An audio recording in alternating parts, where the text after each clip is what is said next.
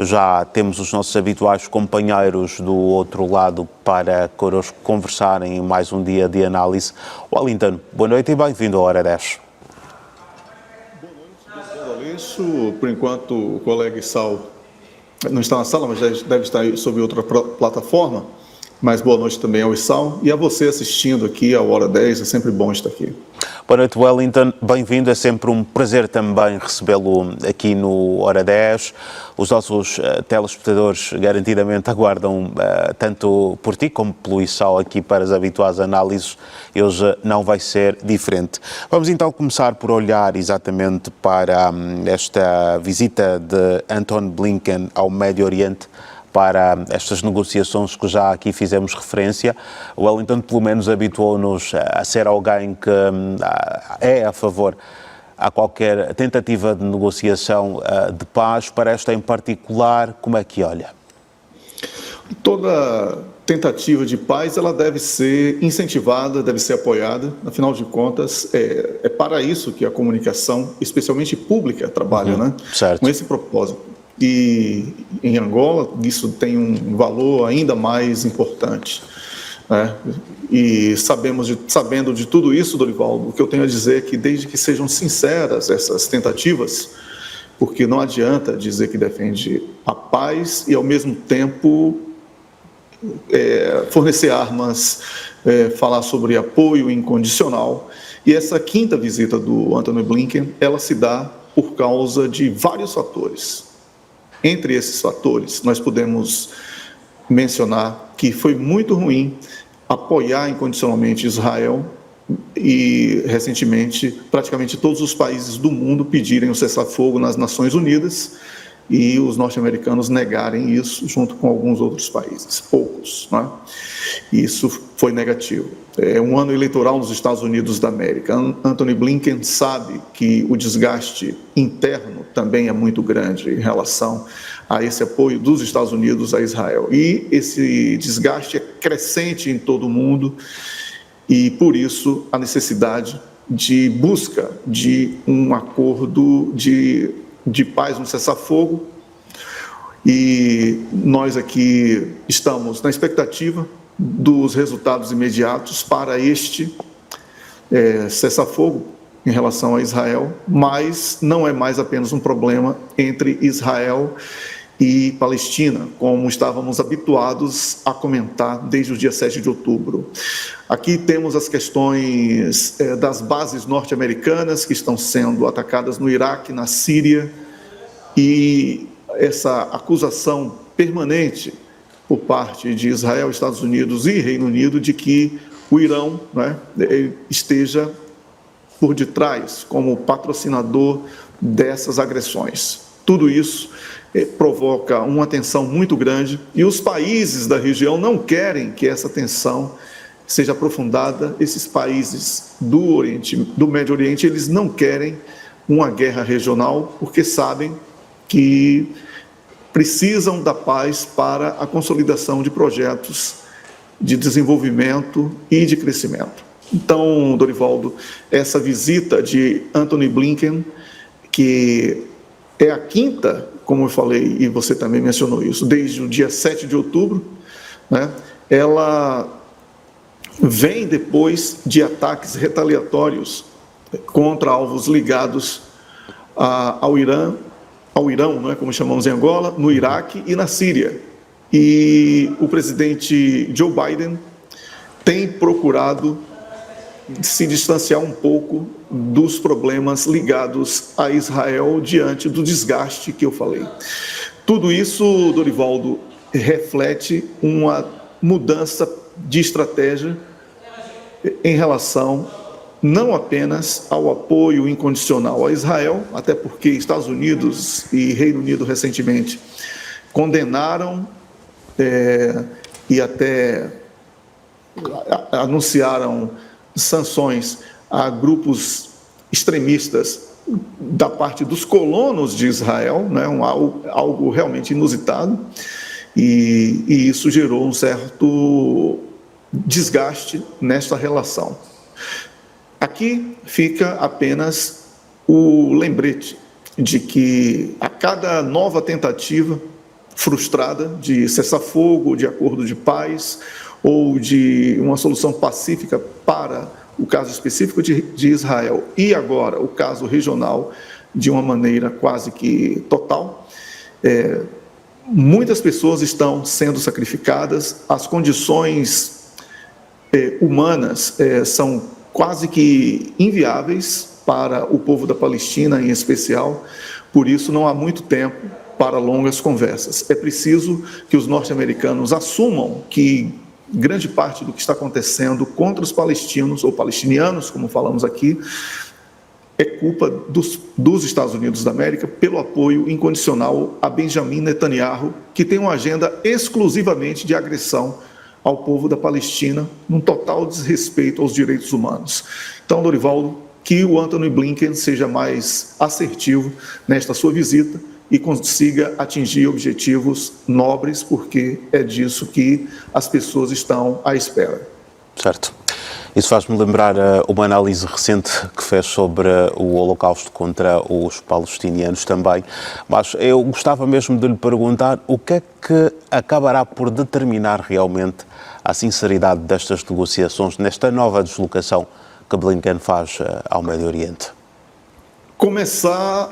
Os norte-americanos precisam começar a falar sobre sanções a Israel. Sem isso, não vai ser possível uma suspensão imediata. Israel precisa tomar um susto, porque está muito livre, está muito à vontade, se sente dono do mundo nesse momento, porque acredita que o apoio é incondicional. É preciso deixar claro que o apoio não é incondicional. E a formação de um Estado da Palestina, isso já falamos desde o início, é uma condição sine qua non para que essa paz possa ser realmente real. Sem isso, não vai haver nunca uma Palestina, porque Israel irá barrar qualquer tipo de possibilidade da formação daquele Estado. E, dessa maneira, Israel também não terá paz. E, por consequência, toda a região estará sob ameaça constante.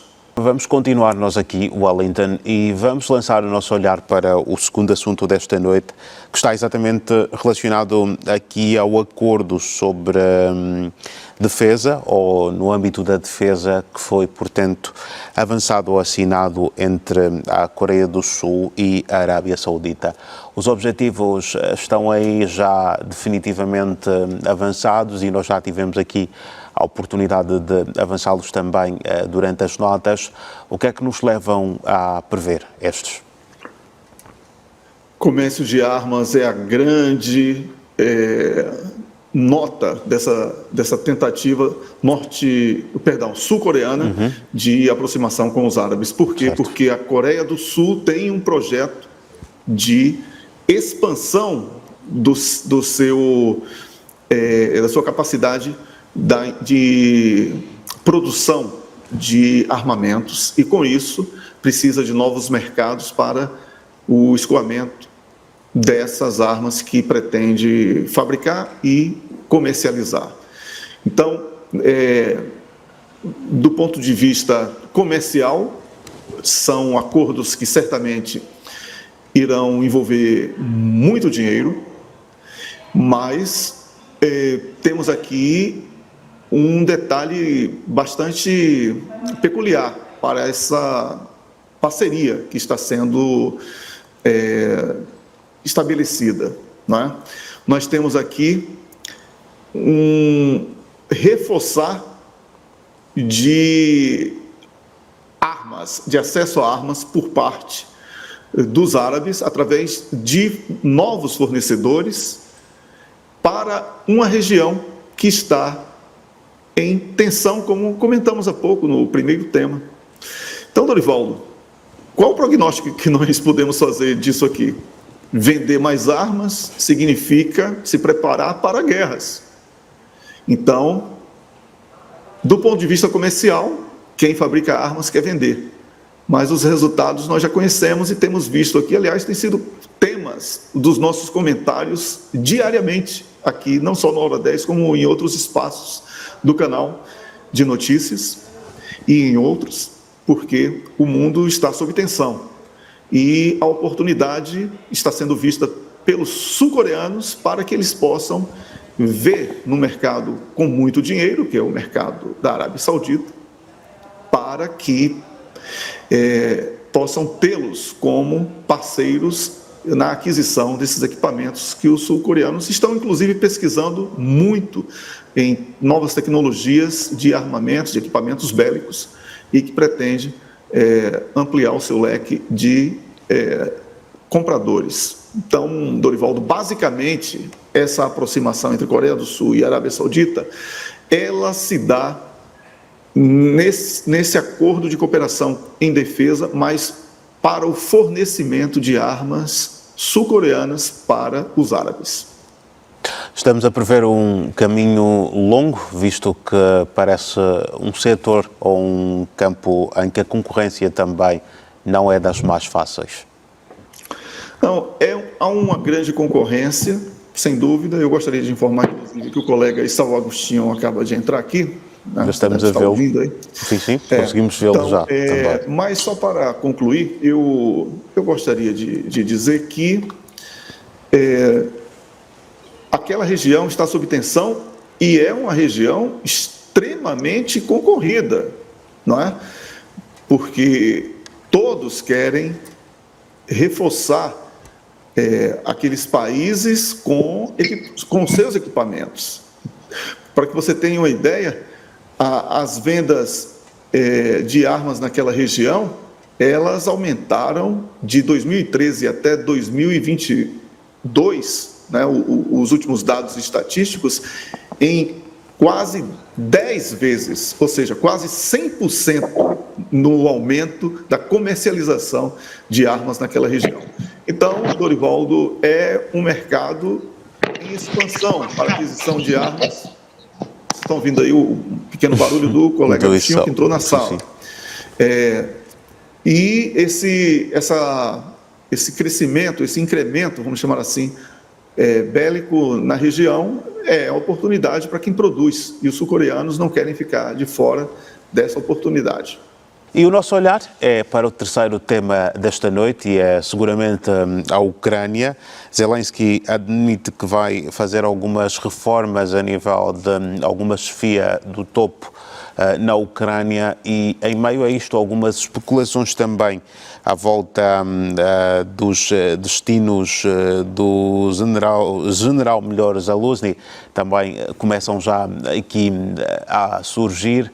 Como é que nós podemos olhar, por um lado, para estes pronunciamentos de Zelensky e depois, ao ser concretizada esta movimentação de Zaluzny, o que é que de impacto isto poderia seguramente aqui causar também, para este cenário todo que se vive?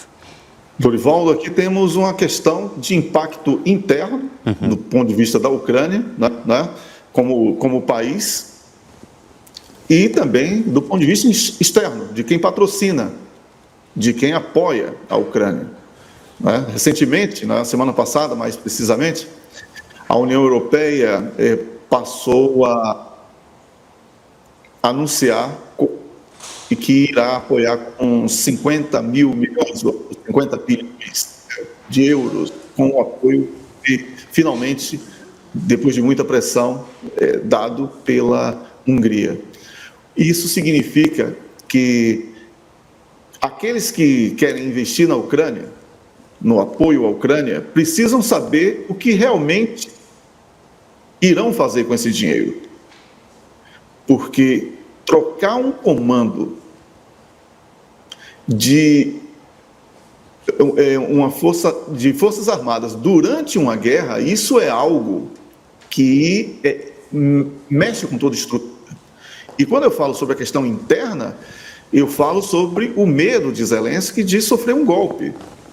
Porque a popularidade do atual comandante é muito alta, inclusive maior, segundo dados estatísticos, do que a do próprio Volodymyr Zelensky. Os norte-americanos foram consultados por Zelensky, Volodymyr Zelensky, sobre essa pretensão de mudança e lavaram as mãos, disseram, olha, você decide. Com isso, qualquer coisa que decorra da manutenção ou da troca do comando será uma jogada em que os Estados Unidos e certamente todos os países membros da NATO irão dizer que foi uma decisão dele, de Zelensky. Por isso, Dorivaldo, aqui temos o primeiro grande momento de crise entre o apoio anunciado pelos países membros da NATO à Ucrânia e aquilo que realmente eles querem que aconteça na Ucrânia. Porque existe o terceiro medo nisso tudo. É o medo de que alguém que tenha mais simpatia à Rússia do que à própria NATO acabe aproveitando esse vácuo político, porque política não deixa vácuo, ele é preenchido rapidamente, né? E acabe ocupando esse espaço, tirando assim o elo de comunicação entre a Ucrânia e a NATO do ponto de vista político, o que seria uma catástrofe para as pretensões da NATO. Então, aqui temos algo muito maior do que a pretensão de Volodymyr Zelensky de mudar o comando das forças ucranianas. Aqui temos o medo de Zelensky, de alguém que é mais popular hoje dentro do seu país do que ele na condição de presidente. Temos a cautela da NATO sobre como investir e apoiar a Ucrânia sem saber quem estará à frente do comando militar do país e, para concluir, aquele medo que é dos dois, tanto do Zelensky como também da NATO, que é de que nesse vácuo interno, e política não deixa vácuo, como falei, alguém que seja simpático à Rússia acabe por ocupar o espaço. Então, fiquemos atentos aqui, Dorivaldo, porque o ambiente interno político na Ucrânia é mais, hoje, belicista do que a própria guerra em si. Zanussi, seria esta ameaça, se considerarmos também aqui o facto dos constantes desacordos que existem entre ambos? Ele é ameaça por causa da popularidade. O último inquérito popular, Dorivaldo, que foi feito, ele tem 88% de preferência popular, enquanto o Volodymyr Zelensky, que ainda tem uma popularidade alta, mas que é bem inferior a dele, tem menos de 63%. E isso assusta o próprio Volodymyr Zelensky, porque ele é o presidente, ele deveria ser o grande líder em popularidade. Quando isso não acontece, você sabe que os fantasmas começam a assombrar. Certo. Agora, Zelensky visitou também hoje a região de Zaporizhia, mas são, portanto, cenários que nós também queremos aqui trazer com algum detalhe sobre estas, digamos, deslocações do presidente internas. Ele é presidente do país, ele deve se deslocar, porque ele não pode ser um presidente que pede o envolvimento do povo nesse conflito e fica dentro de gabinete ou viajando, não é? Ele precisa estar nos locais. Mas, do ponto de vista da guerra, eu mantenho a minha opinião de que a Ucrânia não terá como reverter mais essa situação. A Ucrânia não tem nenhuma condição de reocupar as áreas que foram conquistadas pela Rússia. E, por isso, eu vejo essas visitas apenas como uma tentativa mostrar algum tipo de carisma interno e senso de envolvimento para aqueles que prometem manter o apoio, mesmo que sem condições de fazê-lo, como no caso a União Europeia, que não tem dinheiro para enviar para a Ucrânia e continua renovando as promessas. Certo. Vamos olhar para o quarto e último tema desta noite, e é para El Salvador que vamos estender o nosso olhar ou a nossa análise.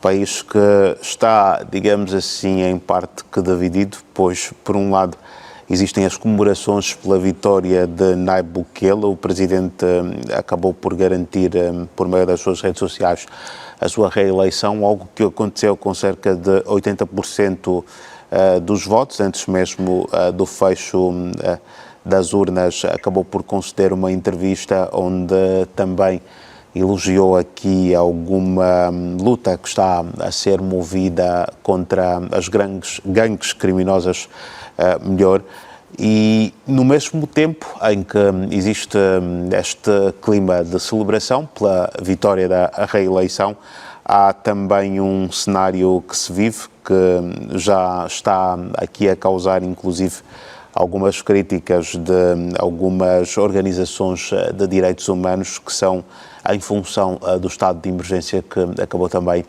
por ser decretado. Enfim, é um conjunto de assuntos assim aqui mistos e nós gostaríamos de ouvir também o teu comentário, Wellington. Olha, esse caso de El Salvador é um laboratório sociológico, porque tudo que falam sobre direitos humanos que estaria sendo desrespeitado por Bukele naquele país é um preenchimento de aspirações do povo. Dorivaldo, 85% de aprovação nas urnas é algo que não temos visto em eleições recentes em quase que nenhum país, exceto o Egito ali, né, que escolheu os adversários, ficou fácil ali, né, para o Sisi. Se ele tivesse escolhido a minha, você, o próprio colega Issal, certamente seríamos eleitos. Mas ele preferiu reeleição, né, no caso do Sisi, ele foi reeleito. Mas o Bukele, ele traz para o debate algo que incomoda bastante, inclusive a classe acadêmica. Ele tem provado, através da satisfação da sua sociedade, da sociedade que ele governa, que a questão da segurança está acima dos valores chamados de valores democráticos. Porque, se por um lado ele criou presídios de segurança máxima e, aos olhos das entidades, dos organismos que defendem as questões de direitos humanos, ele estaria a violar todos esses direitos, ele conseguiu reduzir a praticamente zero o índice de criminalidade no país. E por isso a expressiva, a massiva votação que ele está obtendo para a renovação do seu mandato.